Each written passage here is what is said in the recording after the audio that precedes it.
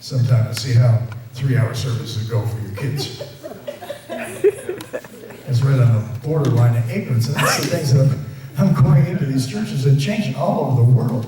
What are you people doing? You drive anybody out that's successful, drive anybody out that's got business, they redeem the time. They're not going to sit in church and let somebody waste their time. Come on. Come on. Man, we just one more song, and then we're going to do one more special, and then we got 472 announcements. And Lord Jesus, they'll never come back. Can't build a church like that. Some of you laughing. You guys know what I'm talking about. You guys know what I'm talking about, because don't waste our time. Amen. I know that you ladies sometimes can just get hired to kite on that. Remember that we're different. You stand up naked in front of a mirror, you'll find out that we're different. And we're different at every level of life. Everywhere. In fact, the two make a complete one. My wife is the exact completion of what I lack. Yes. I'm the exact completion of what she lacks. That's good. That makes one flesh. Come on, somebody.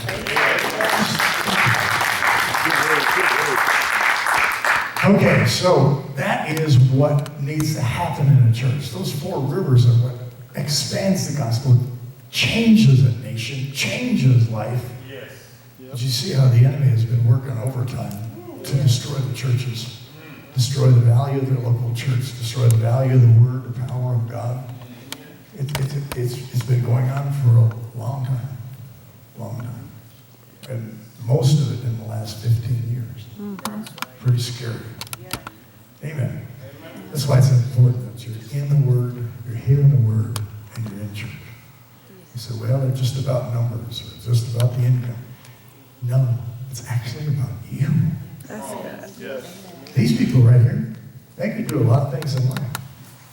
I could have done a lot of things in life, be successful.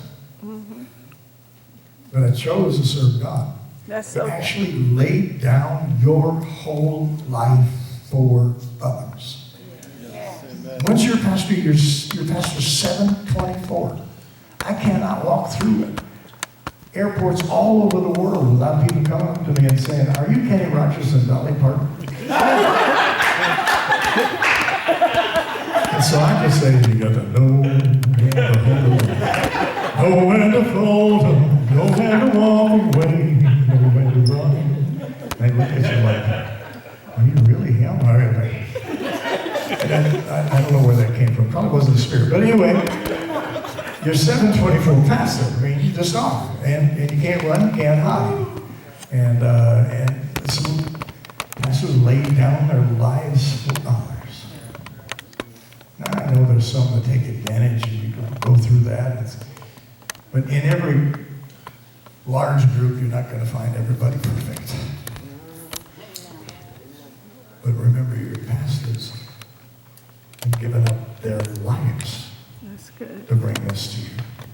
Amen. Don't forget that. Yes. So when you have lunch, just have lunch. Don't have a pastor. That's good. Come on.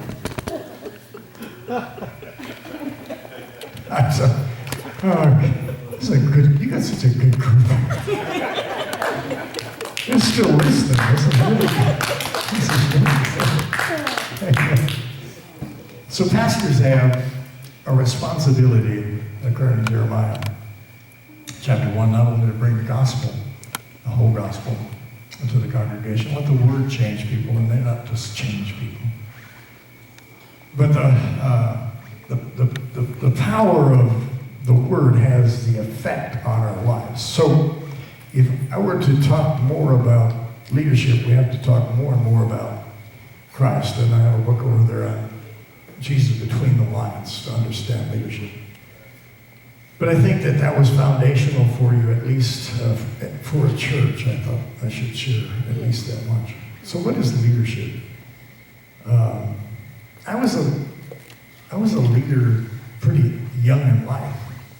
I mean, I led a lot of people into drinking too much, smoking too much, raising hell too much.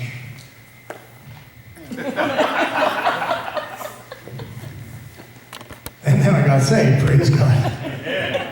There's other things I let him into that I'm not going to talk about. I found that I had something that people were willing to follow. And God said, it's like and I'm not comparing myself to Paul, so don't do that, but Paul was killing people. He was having them quartered with horses, 4 horses, pulling arms and legs apart. I mean, he was not a nice person. God says, I could use that guy. I just got to turn him completely around. And that's what he did in my life. My whole life turned completely around. I never aspired to be a pastor. I've always been a teacher. I think I was teaching somewhere around 10, 11 years old, and I didn't even know anything, but I'd make it up as I went.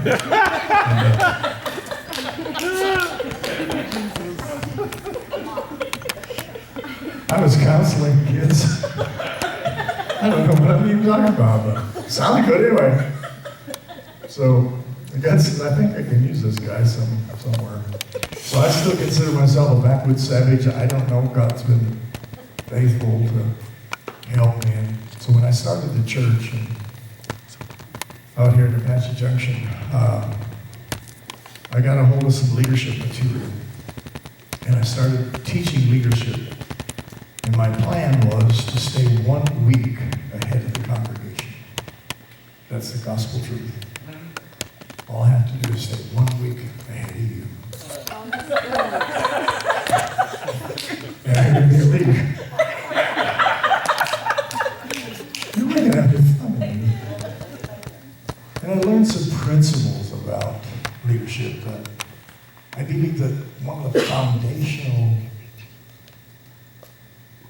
instruments, words that describe it best, is the power of influence. And the power of influence I see in America drifting in so many wrong directions.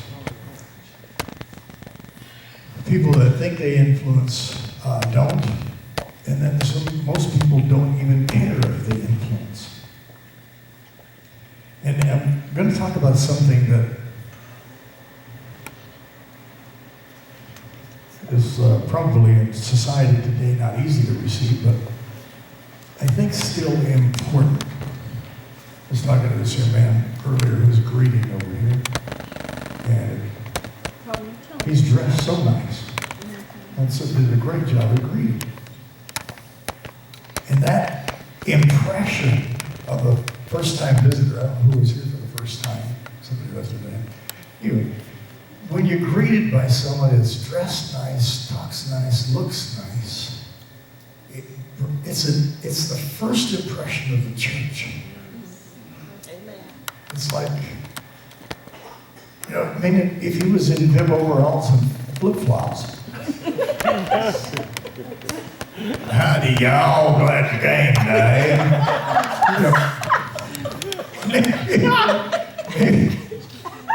Maybe that wouldn't go so well is what I tried to say. Maybe I don't want to hang around this group. Of course, after I get done preaching, maybe I want to be here again. Anyway, I think there's so much to be said about influence. I want you to just think about this. There was a Carly Simon song.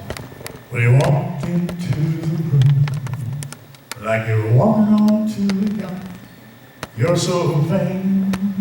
I bet you think this song is about you, about you, about you. And she was really drawing attention to herself, but who had the power in the room? You ever think about it? Who had the power in the room? The guy that walked in. Apparently by how he was dressed and looked, because he didn't say anything, it had to be an impression that, wow, I bet you think you're vain. Who do you think you are? That was judgment that came out of her heart. But he had the power in the room. Every eye went to him. And people say, well, why did they call you Kenny Rogers and Dolly Parton? I don't think I look like him. He's overweight. Anyway,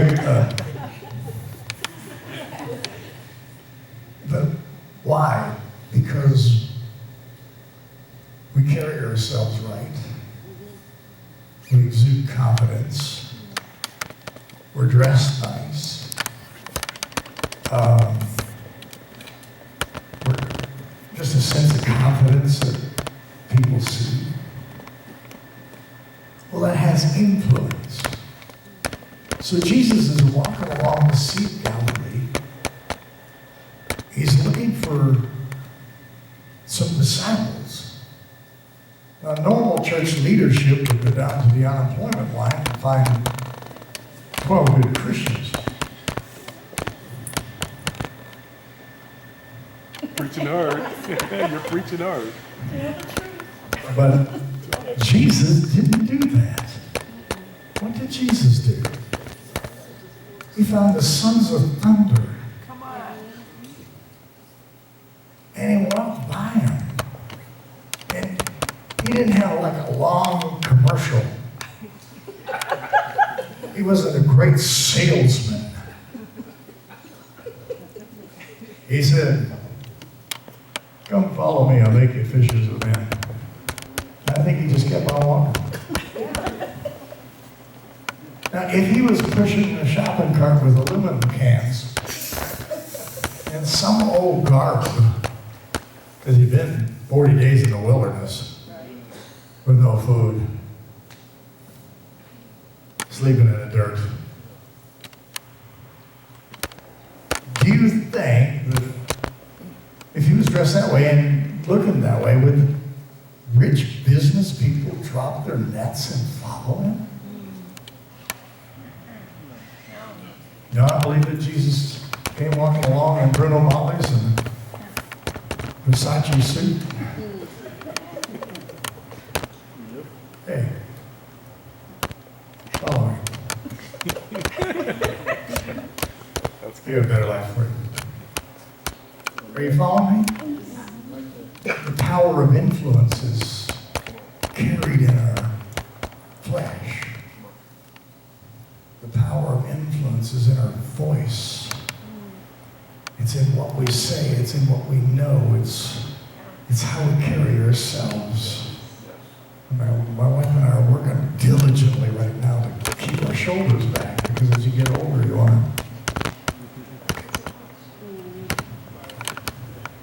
I am 75. I'm not going to go there. So shoulders behave. That's good. But just saying, it's like carry yourself. It's a confidence that's in your voice, a confidence of life that influences, has an effect on other people. And I believe we follow those kinds of people. The pastors are dressed nice, they look nice. They take care of themselves. Are you following me? Yes. That influences. That's what, and how that's foundational to leadership. But then it goes deeper, because that's your first impression, which you only have 30 seconds That's right. with a new person. 30 seconds for them to make a decision of whether they follow you or not. 30 seconds. And so there's much more to it. Now, if you're going to get people to follow them, there has to be an ability to accept people just as they are. I was just down in St. Thomas, as I mentioned. And the first day, we had lunch with one of the pastors that was at the meetings. And he was telling a little bit about his wife. He said, well, when people aren't dressed nice, she sends them home. Well, that's not how you train hard. It's not going to work. I'm talking about leaders. If you want to have somebody to follow you, you dress nice. But you can't put that on people. You want people to come to church because they are accepted and loved just like they are. Yes. Has nothing to do with anything. In fact, that's how God looks at it. It's whosoever will is the biggest line in the Bible. I think it's whosoever will follow Christ.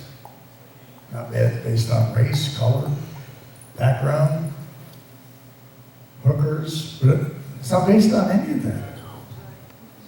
In fact, people would think some of the lowlifes, shouldn't be in the house. They smell bad. Their dresses are too short, whatever. But the church was built for sinners. It wasn't built for the righteous. It's the only place that the Word has an opportunity to change somebody's life, to make it better, not to correct how they dress. That's the Word does that. That's good. We gotta let ladies be attractive. That's good. Amen. That's right. Amen. You would never get married if you don't. 12 and two. That goes for your men as well. If you're just plain scary, forget it. Come on. That's why Maker Jesse DeBlanton says that the barn needs paint and paint that time. I didn't say that. Jesse said that. I just repeated what he said. So I believe these things are influenced. We have to accept people just as they are. And just love them exactly like, because love has the power to change your life. So acceptance is really the ability to see need. The ability to see need.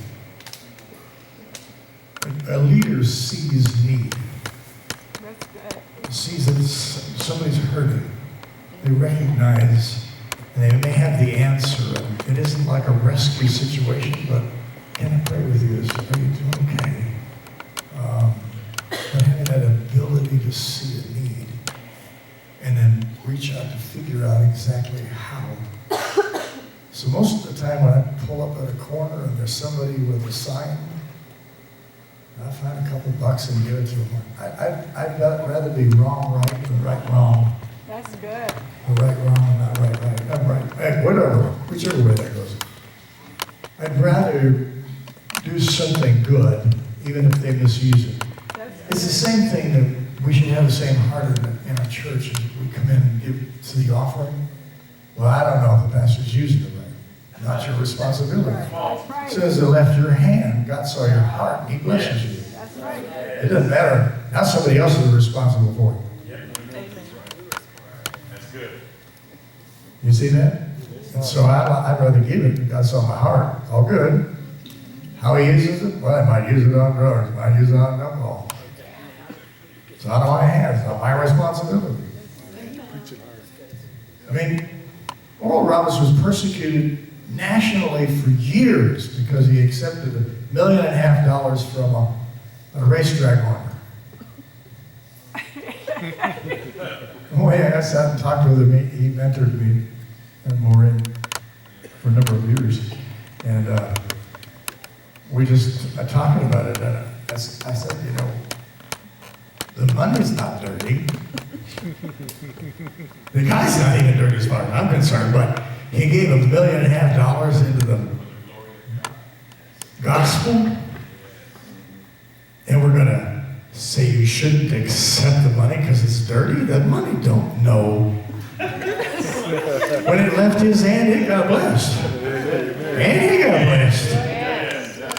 Wealth is laid up. But you can see what fake news does, and fake news is still working today. But anyway, that's another story we don't touch.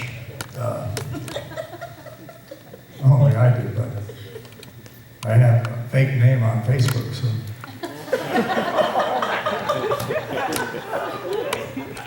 They allow me to get it out, but I can't have any friends.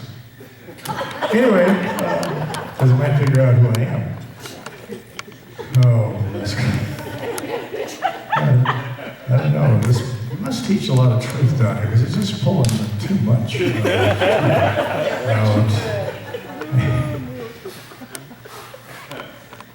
As I mentioned about, pretty much the Bible is about unwrapping self and really being who you are, who you were created to be. The self is something that we wrap on us, which is, we now have a robe of righteousness, but we had a robe of self-righteousness before. And that's the one that has to be taken off. And when we take that off, we become vulnerable, we become all kinds of different things. But it gives us the ability to lead people towards good. If there's anything that's in the Bible that's all about leading people to good, into the good life. God has the very best in mind for each one of us. Have I gone over a half hour yet? I haven't started the sermon. I was going to.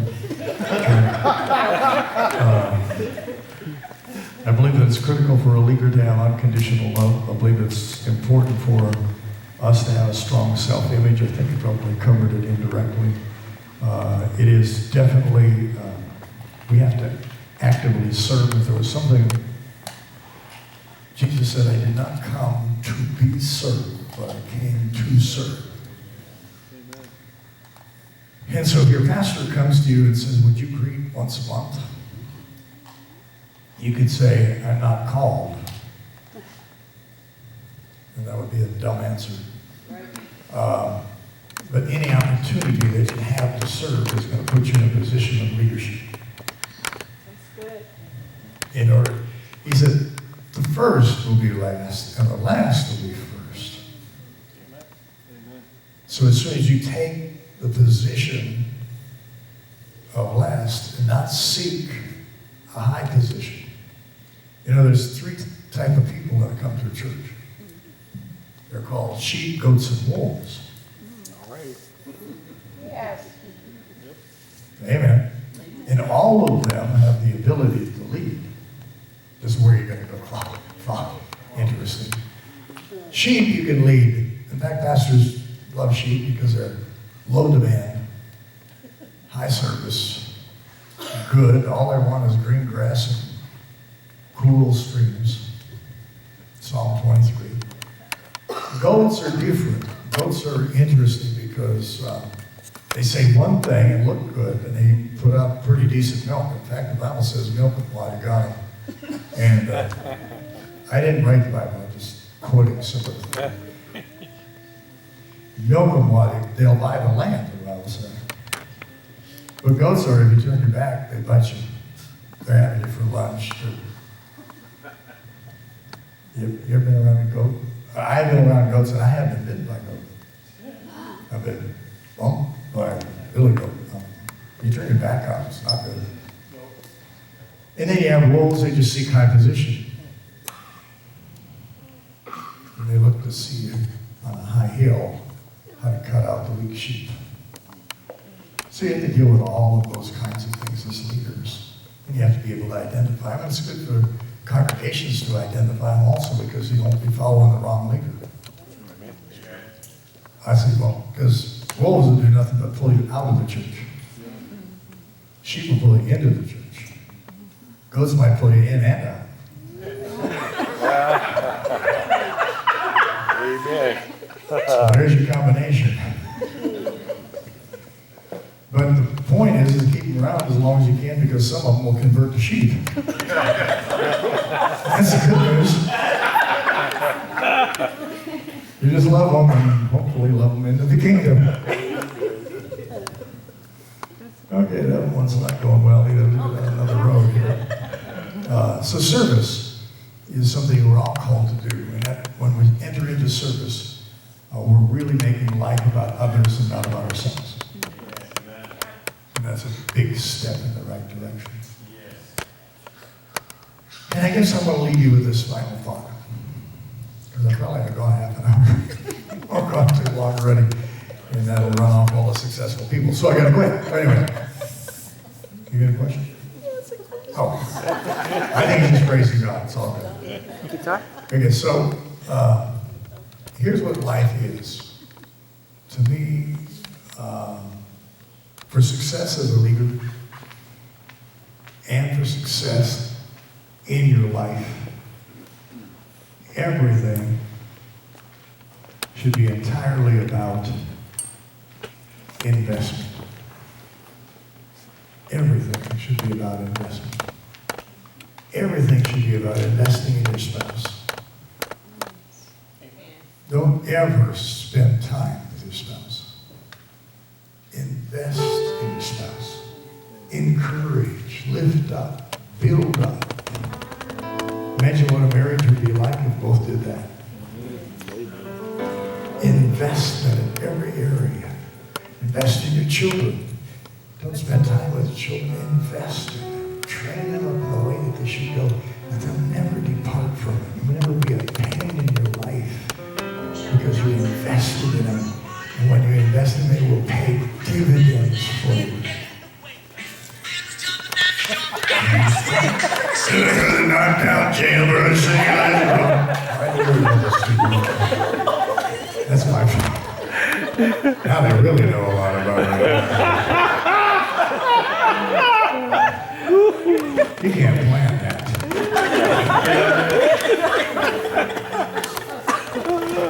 No, I won't be curious about who called me. Where was I at? Somebody else. Investing in Children children. Like a fool dreaming,